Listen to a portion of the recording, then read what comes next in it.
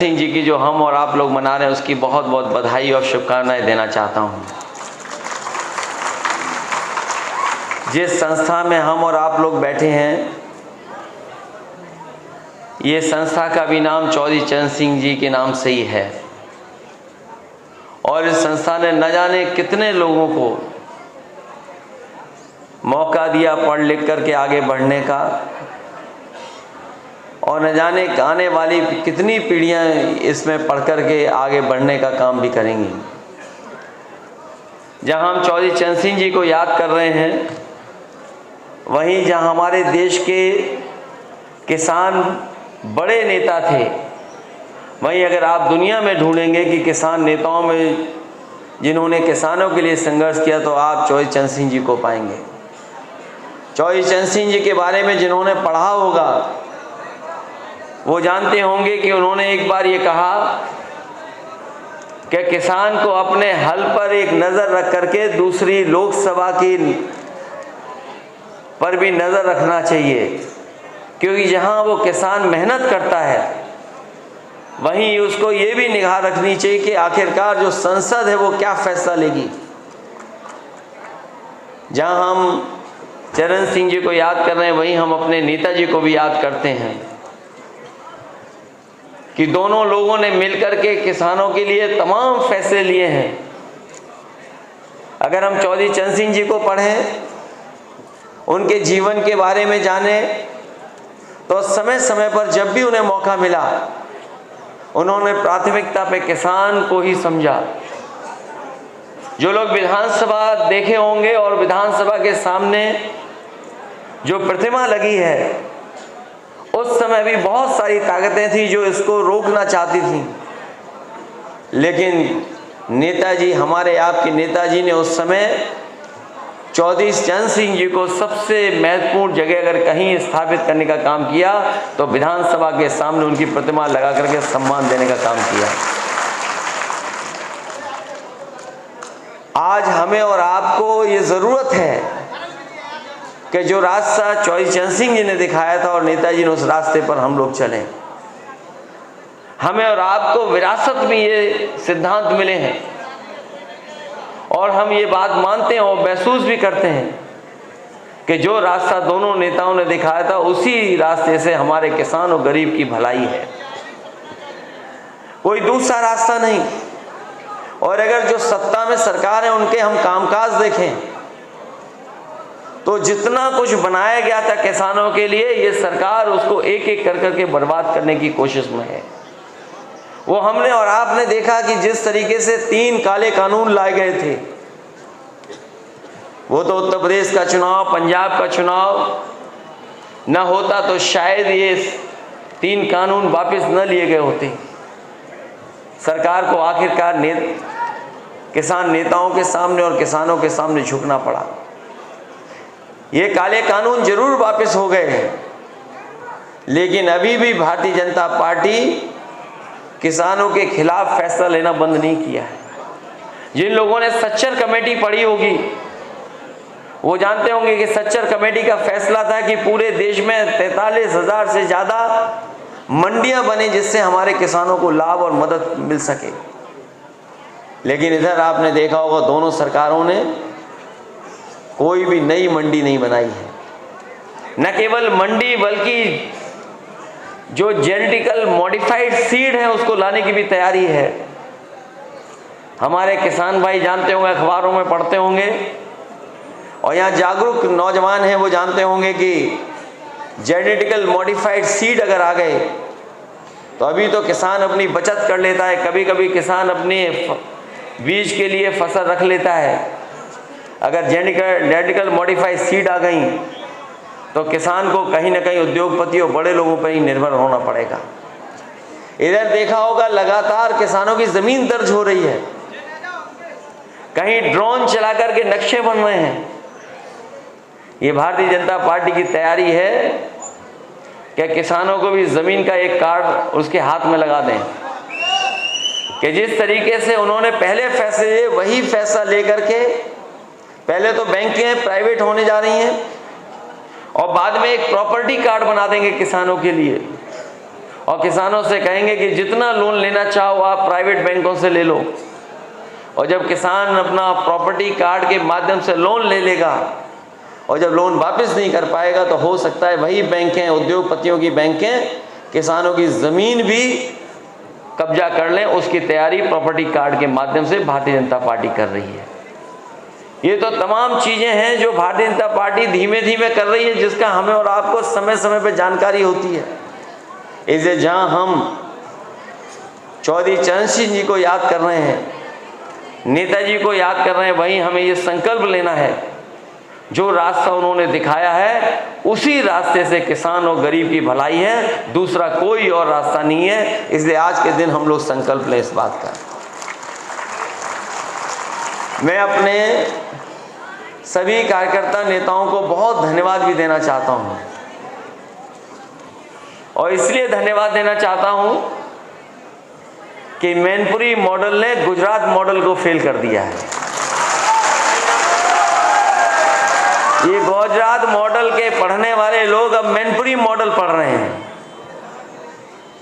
वो लोग बीजेपी के न जाने क्या क्या सपने देख रहे थे। वो कई बार ये दावा कर रहे थे कि आजमगढ़ को हरा लिया है, रामपुर को भी हरा लेंगे, और रामपुर को भी हरा लिया, अब मैनपुरी को भी हरा लेंगे। और हमारे मुख्यमंत्री जी तो यहाँ फुटबॉल खेलने भी आए थे करहल में, बगल में।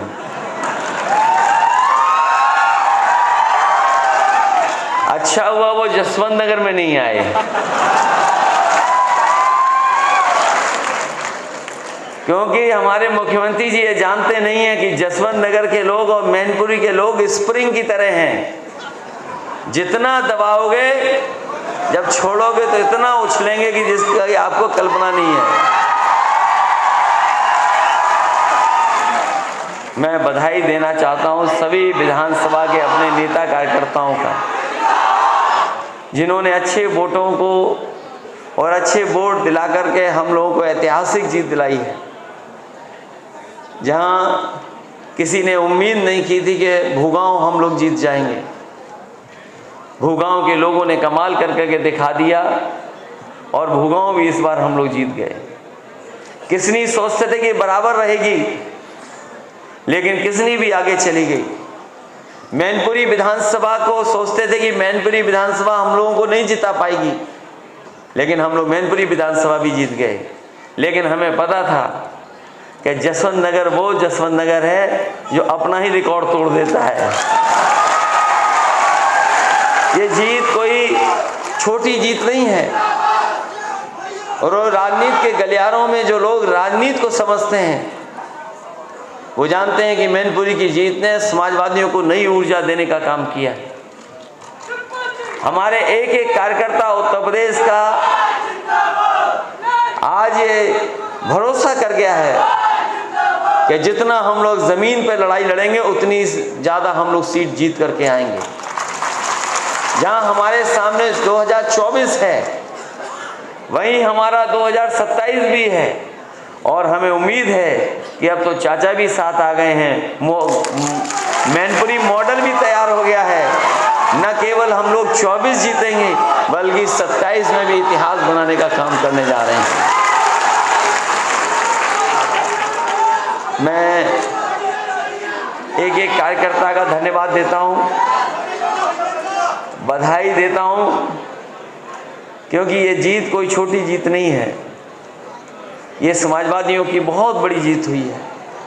और उस समय जब नेताजी हमारे बीच में नहीं थे, एक एक कार्यकर्ता, एक एक नेता ने और जनता ने नेताजी को एक एक वोट डाल करके सच्ची श्रद्धांजलि देने का काम किया है। जो नेताजी ने रास्ता दिखाया उसी रास्ते पे हम लोग चलने जा रहे हैं। उसी रास्ते पर जो हमें विरासत में समाजवादी सिद्धांत और कार्यक्रम दिए, उन्हीं कार्यक्रमों को हम लोग आगे बढ़ाना है। जहाँ तक हमारी महिलाएं खड़ी हो रही हैं कि महिलाओं के बारे में, महिलाओं ने तो वैसे इतिहास बना दिया इस बार, क्योंकि मैनपुरी का पहला जो रिजल्ट आया है इस बार वो महिला ही का है कि अभी तक कोई महिला यहाँ पर सांसद नहीं बनी थी। आपने रिकॉर्ड बनाया है कि पहली महिला सांसद भी समाजवादी पार्टी ने बनाने का काम किया है। इसलिए मैं आपको बधाई दूंगा। अभी बहुत लंबा सफ़र है और इधर सरकार का न्याय लगातार बढ़ता चला जा रहा है। अभी हम लोग कानपुर गए, एक विधायक को झूठे मुकदमे में फंसा दिया। सरकार ये सोचती है कि कानपुर गए तो महाराजगंज पहुंचा दिया, और अगर हम महाराजगंज मिलने चले जाएंगे तो हो सकता है वो दूसरी जेल में पहुंचा दें। सरकार जेलों में जेल बदलेगी, हम लोग हर जेल में मिलने जाएंगे। वो जितनी जेल बदलना चाहे जेल बदले, और हम लोग हर जेल में जा कर के अपने नेता कार्यकर्ताओं से मिलने का काम करेंगे। और ये अन्याय बहुत दिन चलने वाला नहीं है। वो जानते हैं कि जिस दिन समाजवादियों ने ऐलान कर दिया जेल भरो, उसी दिन उनका न्याय खत्म हो जाएगा। और हम लोग भी इंतजार कर रहे हैं कि जैसे ही हमारी पार्टी के नेता कार्यकर्ता हम लोग मिलकर के बैठेंगे और तारीख तय कर देंगे कि किस दिन से हम लोग जेल भरो का आंदोलन जिस तरीके से नेताजी छेड़ते तो उसी तरह का हम लोग आगे चलाने का काम करेंगे। इसलिए इस मौके पर एक बार फिर चरण सिंह जी को याद करते हुए, किसान नेता किसान दिवस के दिन हम लोग आप लोग मिले आए हैं, बधाई देते हैं। वहीं नेताजी को याद करते हैं जिन्होंने इतनी अच्छी संस्था खड़ी कर करके दी। मैं आदरणीय शिवपाल सिंह यादव जी को और उनके सभी साथियों को बधाई देता हूं। मैं उन गाँव के नाम क्यों बताऊं कि जिन गाँवों ने हमें जिताया है, लेकिन मैं ये कह सकता हूं जो चौबेपुर ने करके दिखाया, झुनूपुर ने करके दिखाया, अगर हम सभी गाँव में लोगों से मिल कर के उनका साथ सहयोग ले सकें तो हो सकता है जो परिणाम इन गाँवों ने दिया है वो परिणाम हमें हर गांव से मिल जाए। मैं एक बार फिर अपने कार्यकर्ता नेताओं को और खासकर जसवंत नगर के सभी कार्यकर्ताओं को बहुत बहुत बधाई देता हूं, बहुत बहुत आभार प्रकट करता हूं ऐतिहासिक जीत दिलाने के लिए।